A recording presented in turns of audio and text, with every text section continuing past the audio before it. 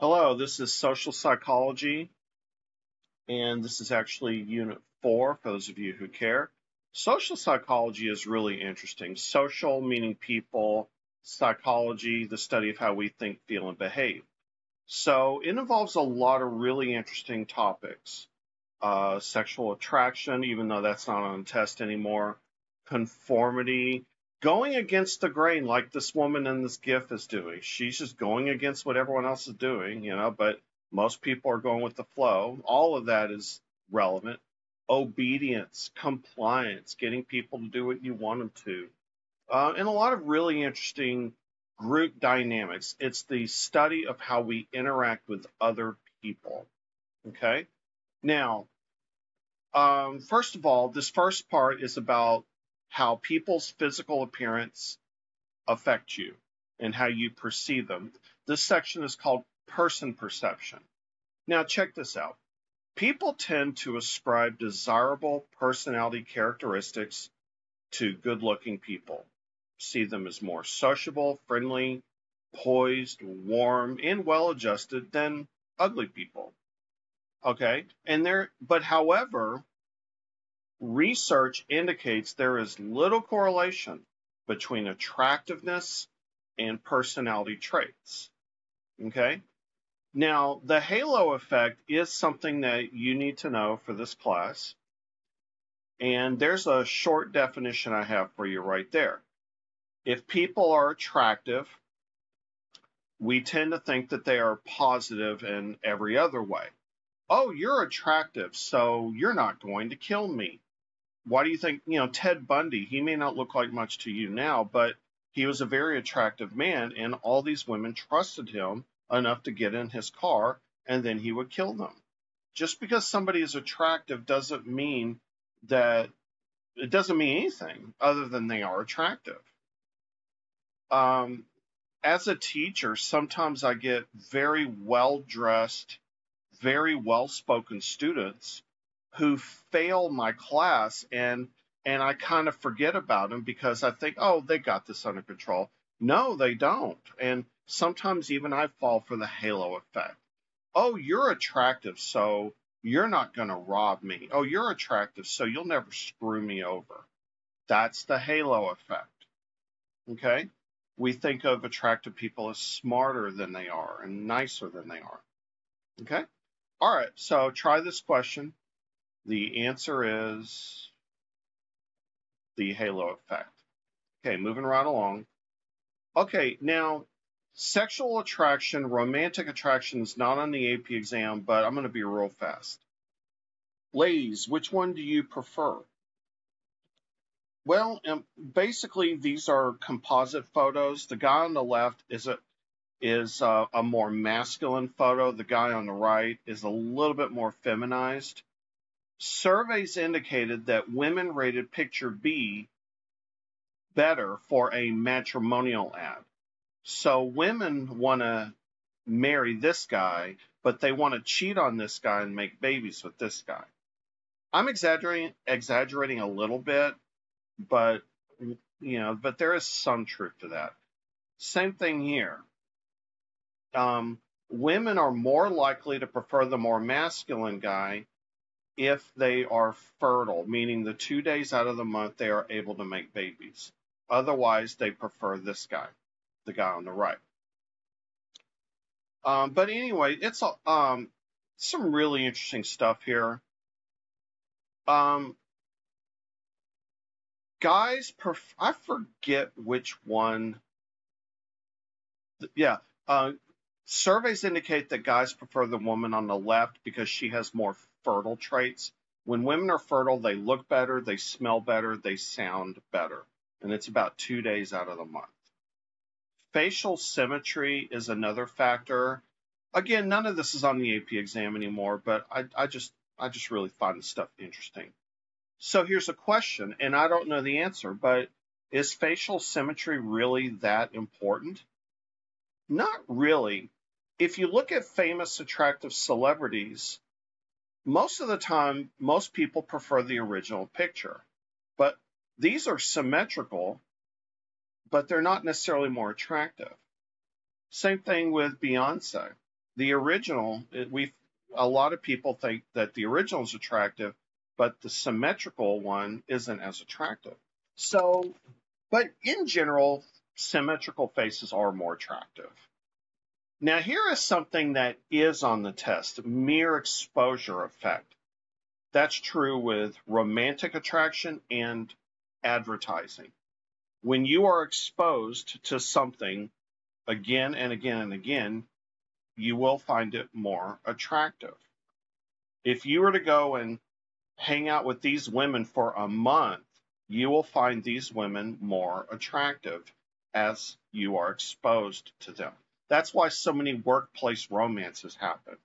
You see the same people every day, they become more attractive to you. That's true with advertisement too. You know, Geico is more attractive to us because we see so many ads. And why do certain stadiums and arenas put their logos on them? Just to give you exposure to their product. Okay? Reciprocity. If you find out somebody likes you, you like them more. Similarity. Opposites do not attract. That is a myth. We tend to be attracted to people who are similar to us in most ways. Background, income, to some extent age. Okay. All right. So this is not on the test anymore, but mere exposure is. The more exposed you are to a person, the more romantically attracted you are to them. All right, moving right along. All right, do this question. The answer is D, mere exposure. All right, here's another one. The answer is the halo effect. Okay? All right, now, when I first saw this term explanatory style, I had to Google it. I didn't know what it meant. All it is that are you a pessimist or are you an optimist? Do you have a pessimistic explanatory style? Then this is what you think. Do you have an optimistic explanatory style? Then this is what you think. I have not seen any questions from the College Board that cover this, but you should know what these two mean. If you don't, take another look. Moving right along. What is a stereotype? You probably know what it is already, so I'm not going to spend a lot of time, but it's a specific characteristic or a broad generalization that we make about a certain kind of person. You may think of elderly people as all, I don't know, eating at Luby's. That's a stereotype I have about old white people. Okay. Oh, you're from Dallas, so you must ride a horse to work. That's the kind of things that people say about people who are from Dallas. Okay. All right, so real quick, do this question. The answer is, that's stereotyping. Okay. Stereotype threat. It turns out that when you remind people of a stereotype that that person suffers from, then that person will do worse in tasks. I'm going to play a video for you. I hope it's worth 3 minutes, but it's still really interesting.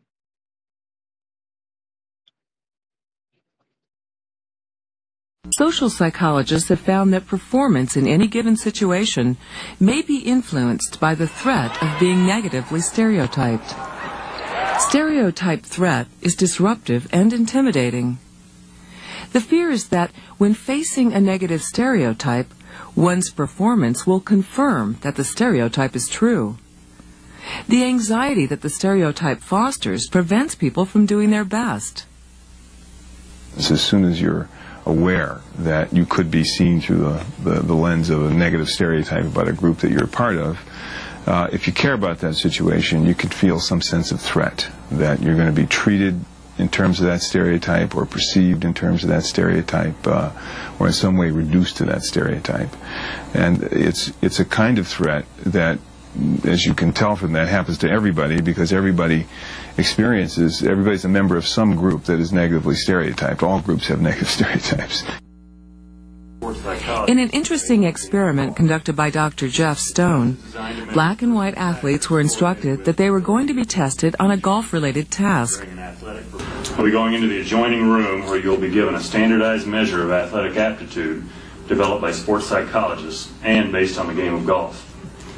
The test is designed to measure personal factors correlated with natural athletic ability, such as hand-eye coordination.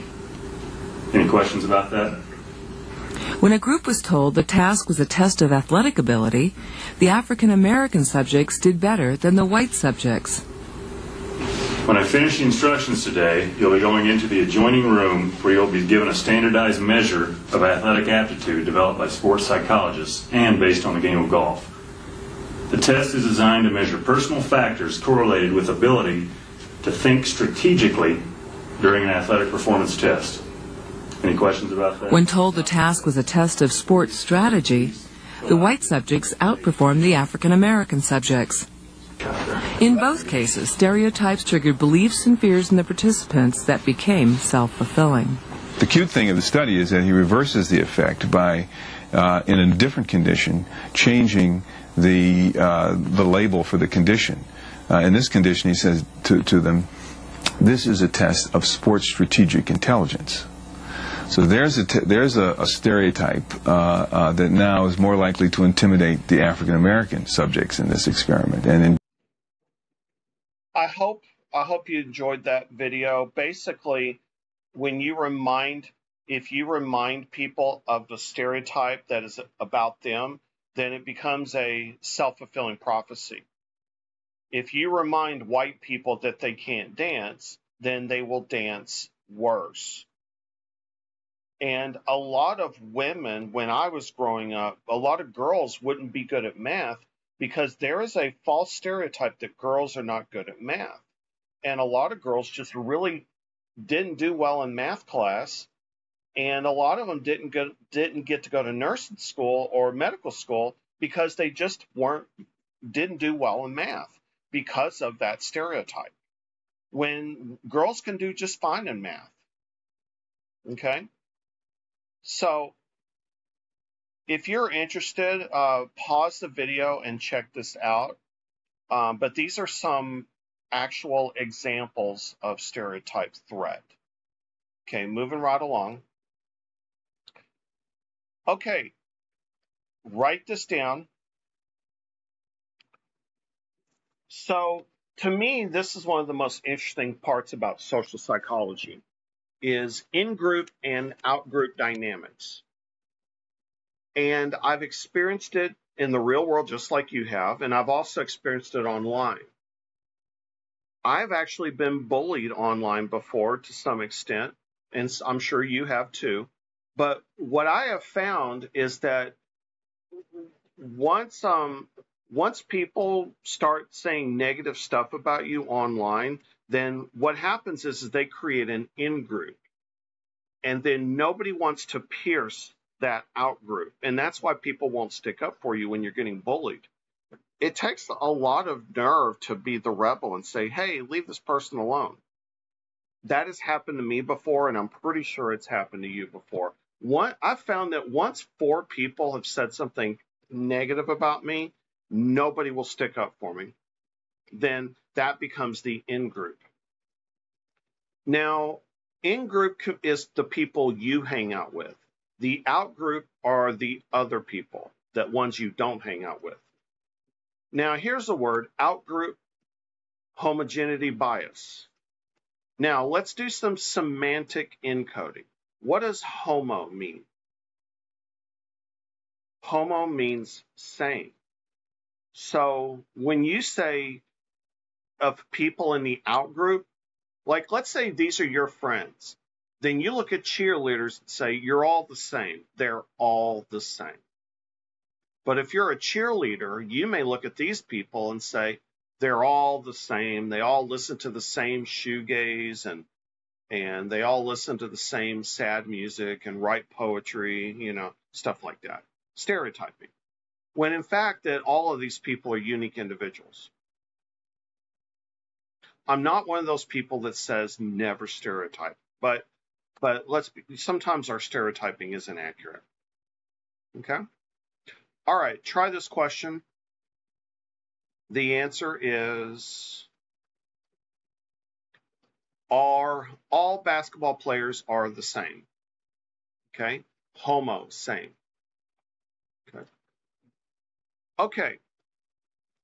Attributions. Don't write all this down, but think of the word attribute or attribute. When you attribute a cause of somebody's behavior, whether it's yours or somebody else's, you are making an attribution. And there is something called attribution theory. I don't think you need to write this down, but you do need to understand this. And you want to write this down, go for it. A dispositional attribution is when you say, that's just who they are. Okay, so if your friend crashes their car, you could say they are a bad driver. If somebody steps on your foot, you might think you are a worthless piece of garbage. You weren't looking where you were going. This is just who you are. It's in your genetics. Please don't breed. Okay? That's a dispositional attribution. It's like genetics. It's just your personality. You can't change it. Situational attributions is the situation.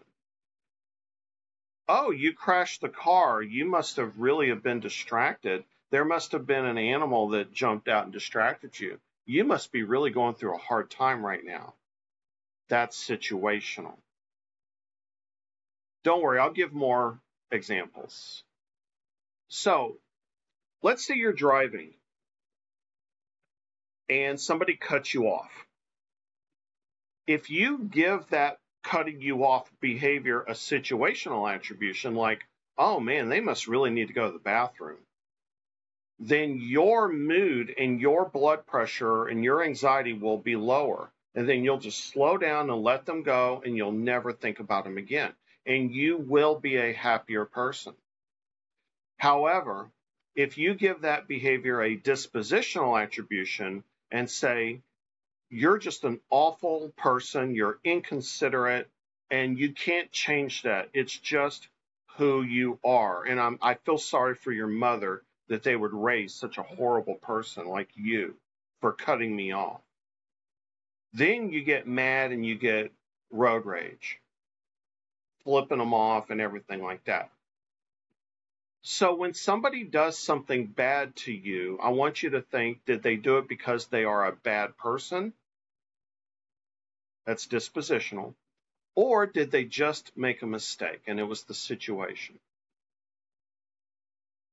When you make the mistake and say it's dispositional and not situational, there's a term for that you need to know, and you need to write this down. It's called the fundamental attribution error. Okay, write this down, the top. So I'll give you an example. I'm a teacher, and sometimes students will be going through a rough time. Maybe they're sleeping in class or something. Now, if I think of that student, say they're dumb, they're lazy, they're no good, their parents should be embarrassed about them. If I overestimate the dispositional attribution, like it's just intelligence or personality, and I underestimate the situation, then I am committing the fundamental attribution error. And that's a big risk. You know, sometimes, I don't really judge that much anymore. I've been doing this a long time, but it's easy to think, man, what an idiot, just doesn't even care. They need to grow. I put these things on students who are going through a hard time. And I'm sure all teachers do it to some extent. And you do it to your friends. If somebody spilled water on your laptop and ruined it, you might be like, you dumb mother, and you would say it's because there's something bad about them as opposed to just the situation. Okay? So here's a picture. We do that when people are in trouble and they need a hand. I mean, I do it too. I don't give mine to the homeless, but this guy says, what a bum. He just wants a beer. What a bum. That's fun. That's a dispositional attribution. He's just a bum. That's just who he is. He can't help it. But in reality, he may just be in a situation. You don't know till you talk to him. Okay? So, again, why is Aurelio behaving like a dork? She's under pressure. That's situational. Or she's self-involved and clueless. That's just who she is, and she can't help it. And that may lead to the fundamental attribution error. Okay. All right. Try this question. All right. The answer is, okay, that's a warm-up. That's just an attribution, not he's such a nice person. That would be a dispositional attribution. Okay. All right. Try this one. According to the fundamental attribution error, which of the following is the most likely to be a student's explanation for a classmate's failing exam grade? So your friend failed, and you're committing the fundamental attribution error. What are you going to say about your friend if you're committing the error? The answer is, all right, pick a dispositional attribution, not a situational. The answer is A. Okay? Too lazy, that's a dispositional attribution.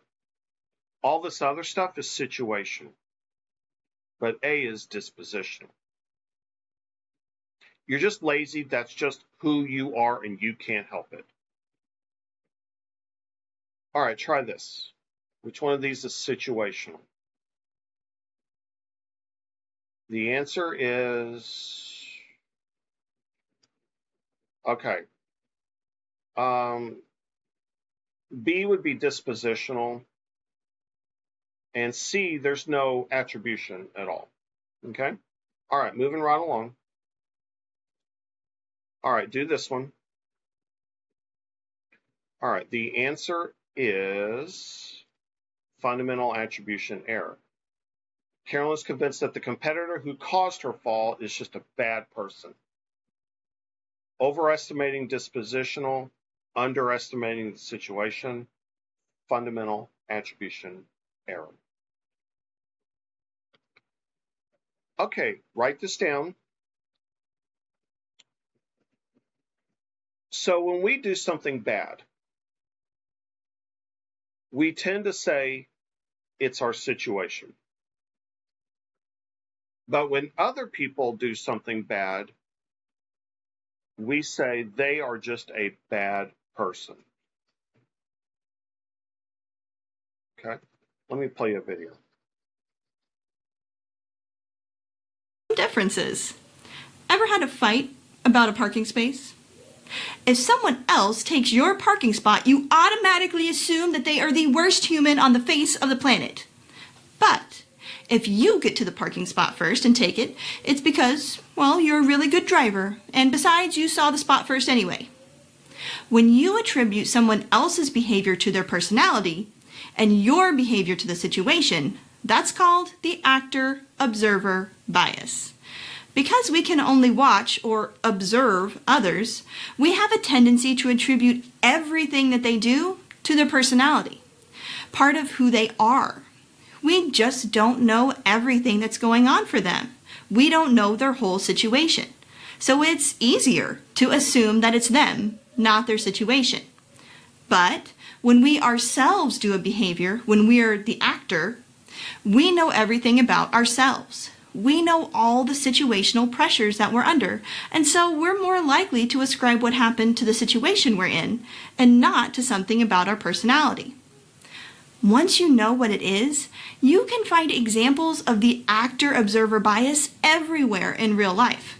Say, for instance, you go to the doctor and he tells you that you're too fat or too thin. If your doctor says it to you, you attribute it to the situation. Maybe it's because you've been under a lot of stress or you just got unlucky in the gene pool. But if the doctor says that to someone else, you assume they have a bad diet or they aren't exercising enough. Something that's more about them and their personality. Or another example, say falling down. If you see someone else fall down, you attribute it to their personality. They must be really clumsy. But if you fall down, it's obviously the situation and there was a huge crack in the sidewalk and somebody really needs to fix it. All right, so I just found this Psy versus Psy. If you want to go check out her videos. Okay.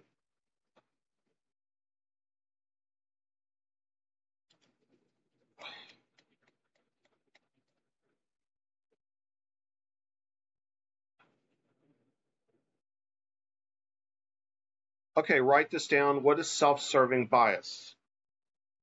It sounds like actor-observer bias at first, and I don't think you need to know both. I don't think you're both is going to show up on an exam, but I don't know. So, actor-observer bias is when you do something bad, like steal a parking space. Self-serving bias, it could be good or bad. We attribute our failures to situational factors. We attribute our successes to internal factors like talent. And if we're working in a team, if we're doing teamwork, we downplay everyone else's contribution. So I'll give you an example. If my students do well on the AP Psychology exam, what am I going to think? I'm going to think that I am an awesome teacher. However, if my students don't pass the AP Psychology exam, then I'm not going to say that I'm a bad teacher. I'm going to say, man, those damn students, they didn't study or anything. So I'm going to be okay no matter what. That's what the self-serving bias is. Now, if I were to say that, well, maybe I'm just not a good teacher, then I'm not committing self-serving bias. But either way, I'm going to be okay. If you take credit for positive events because you're so smart, but then you blame the situation on negative events, that's the self-serving bias. Okay? All right, try this question. The answer is, Mary's thinking. Which of the following best explains Mary's thinking? The answer is self-serving bias. Okay? All right, do this one.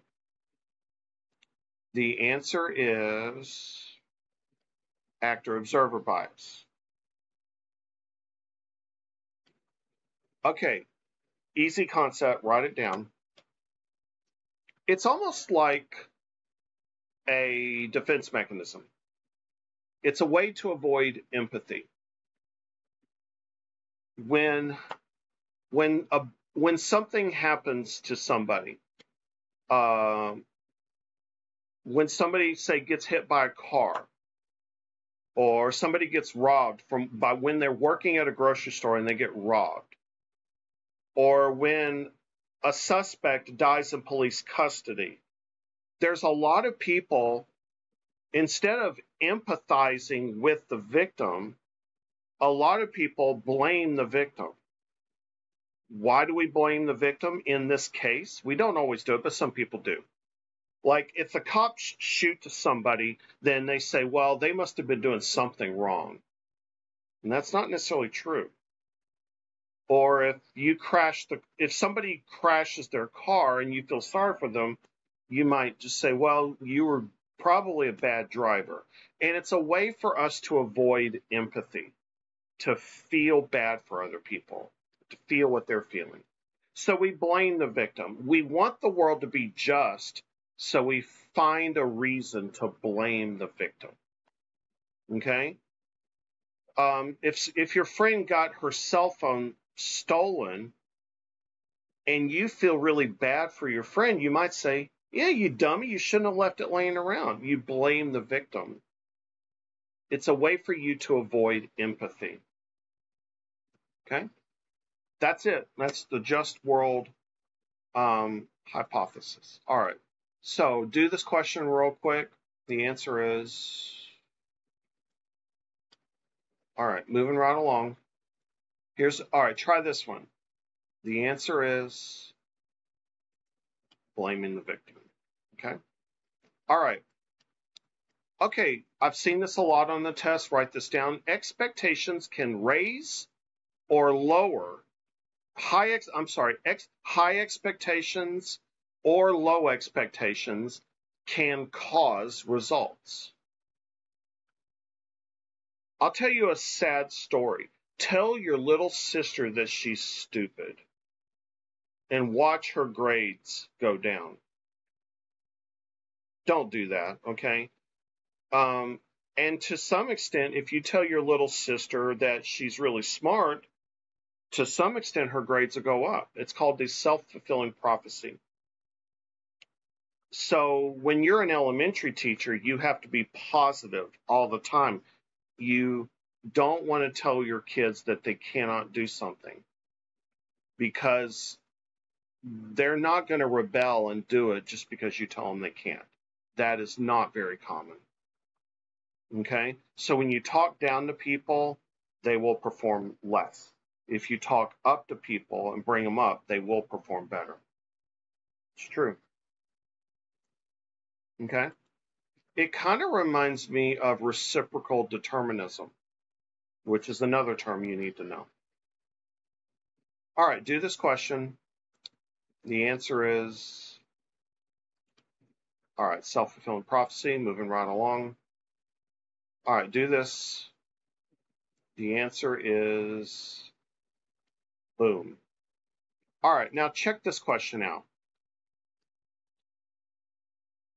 The answer is, so that would be, now you don't forget operational definition. That's how you define something in the context of the study. You got to have a good, well-defined definition. Okay? And social comparison. You don't even have to write this down. It's when you use other people to evaluate your status in the world. If you want to feel poor, go hang out with rich people. If you want to feel rich, go hang out with poor people. And social media can mess with our minds in some bad ways. If you think everyone's out there having fun, you're wrong. Okay? Don't compare yourself to other people. Be careful. All right, so in summary, person perception, halo effect, locus of control I taught that in personality. Fundamental attribution error, actor-observer bias, optimist or pessimistic explanatory style, mere exposure, self-fulfilling prophecy, social comparison. Wow, that's a lot. Okay, that's a lot to know. Okay, write this down. Okay, so part of social psychology is persuading people to do what you want. Foot in the door is when you ask for a small favor and then later ask for a big one. Mom, can I have $10? Mom, can I have 20? Hey, Mom, you might as well give me 30. You already gave me 20. You ask for something small and then you upgrade the request. It's called foot in the door because a long time ago, door salesmen would knock on the door, knock, knock, knock, and then they would literally put their foot in the door to keep the housewives from shutting the door. If you could just get your foot in the door, you can get the housewives to buy something from you. So think of it as like you go to the car dealership and they say, you're buying a new car, you might as well spend another $400 on floor mats. It's just a little more. Think of it that way, like an upgrade. Okay? You want fries with that? You already bought a burger, you might as well get fries. That would work too. All right. Door in the face. If you want a cell phone, go to your mom and say, Mom, can I have a car? What? No. Well, can I at least have a new cell phone? You see how that works? It works when you're going to get in trouble. Mom, I'm pregnant. What? No, but I am flunking chemistry. It's kind of the same thing. And that way you can get somebody to comply with you with a much smaller request. If you knock on the door and ask, can you please donate $100? What? Hell no. Well, could you at least donate $5? You see that? When all you wanted was $5 in the first place. It's called door in the face because if you ask for something ridiculous, somebody slams the door in your face. Reciprocity. Why do you think they give out samples at Costco and Sam's and at the grocery store? The reason they give out samples is because of the reciprocity norm. They have found that if they give away something, then you are more likely to buy something. Okay? If somebody gives you a free pen, you are more likely going to buy something from them. That's reciprocity. Okay? All right. Do the question. The answer is foot in the door. Ask them to sign a petition, then they sign it, then say, well, you've already signed a petition, go ahead and make a donation. And people want to comply because they want to be consistent. It would be inconsistent if they signed the petition but didn't donate money. All right, do this one. The answer is foot in the door, ask for something small, then ask for something bigger. Because people want to be consistent, so then they comply. That's foot in the door. Okay? All right, try this one. The answer is door in the face. Ask for something big, get turned down, then ask for something smaller. That's door in the face. All right, read that one. The answer is, all right, if I do something for you, you do something for me. That's called reciprocity. Okay? Okay, new topic. Write this down. If you want to, I'm going to go ahead and stop this.